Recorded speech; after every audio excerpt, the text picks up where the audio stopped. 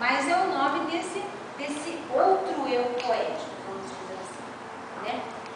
Bem, aqui então ele vai falar das condições, das convenções para a criação dos seus idílios pastoris.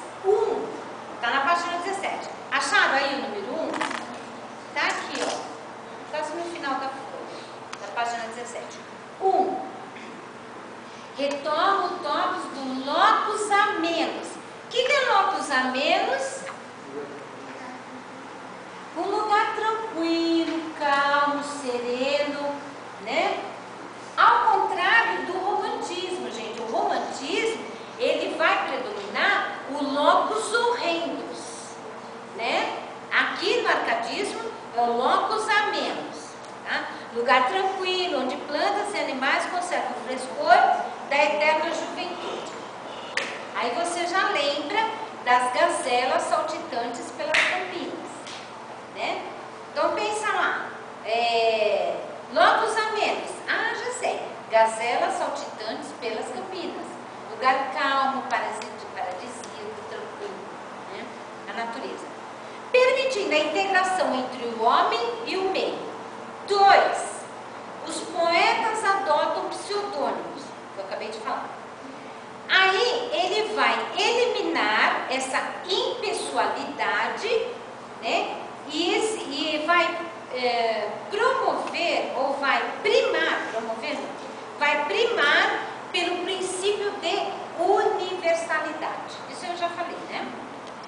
3. O uso do diálogo e principalmente despersonalização do eu. Não vou falar da dor de amor. Claro que não, que nem existe amor, como que eu vou falar de uma coisa que não existe? Esse é o Arcade. Então, essa filosofia epicurista, viver tranquilamente o momento, fugir de todos os tormentos, inquietações, tudo aquilo que pode quebrar a serenidade da alma. Tudo aquilo que possa trazer desconforto, desequilíbrio, tristeza, descontentamento, fora de mim, tá?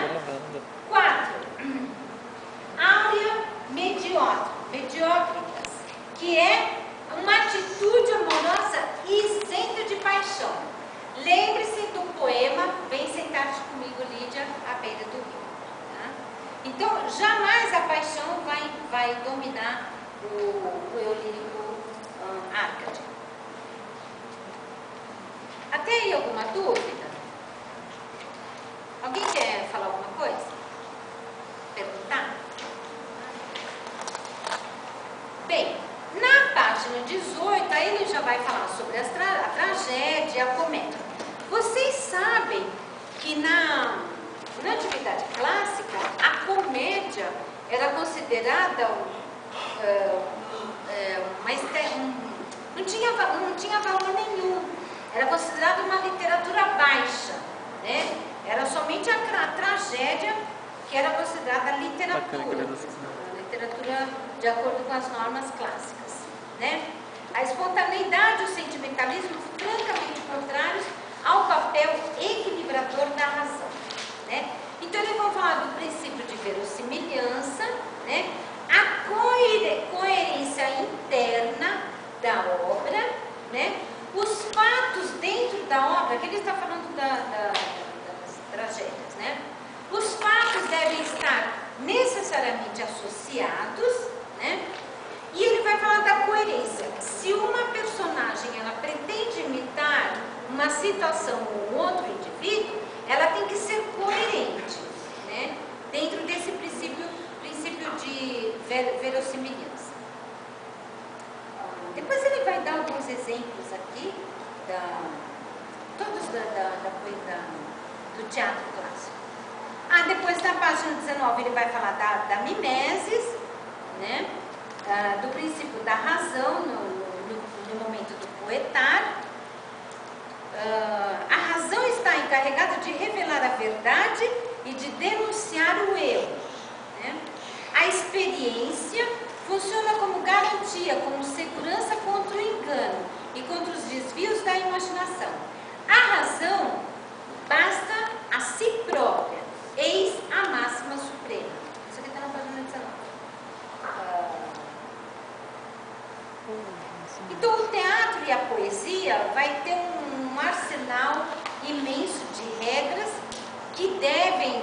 ser seguidas como princípios, como normas, né? Bom, aqui na página 20 e 21 vai ser muito repetitivo e ele está falando mais das tragédias. Em síntese, a poesia do arcadismo é isso, tá? Deu para entender? Ficou claro? Vocês não têm nenhuma poesia do arcadismo aí, né? Tem nenhuma poesia do arcadismo. Quem que pode escrever uma poesia na lousa? O Rodrigo, que é letra bonita. Rodrigo?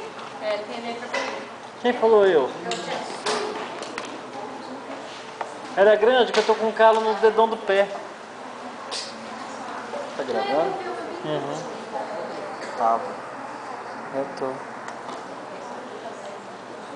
Se bem que eu vou falar uma coisa pra você, Para. viu? O arcadismo português, A senhora quer que escreve? aqui na lousa. Ô, Rodrigo. A poesia árabe em Portugal, ela não é assim absolutamente árabe, sabe? Ela já começa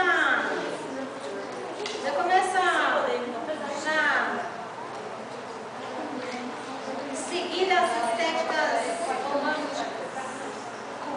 Uma história romântica.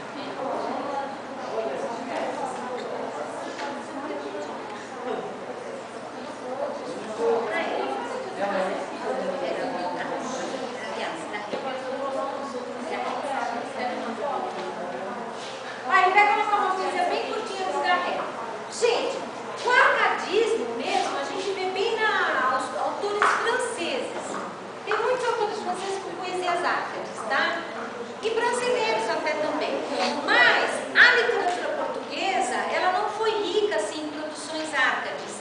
Porque os poetas árcades, eles já estavam seguindo na esteira do romantismo. Já estava na moda, principalmente na França. Não veio até agora. Deixa. Rapidinho, uma cena ou vou colher?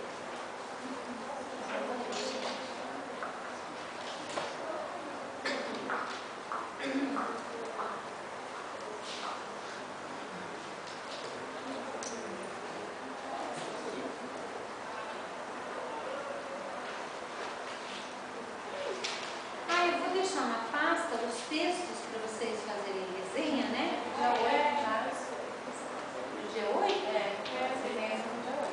Ah, esses que eu falei das resenhas, os textos do barroco, né?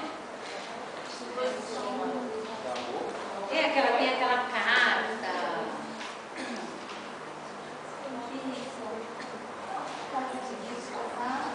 Mas são curtinhas, é 1 ou 2 páginas, no máximo 3. É tudo curtinho. E depois o que tem aí? Tem mais alguma coisa? Do Guinness tem que deixar na pasta.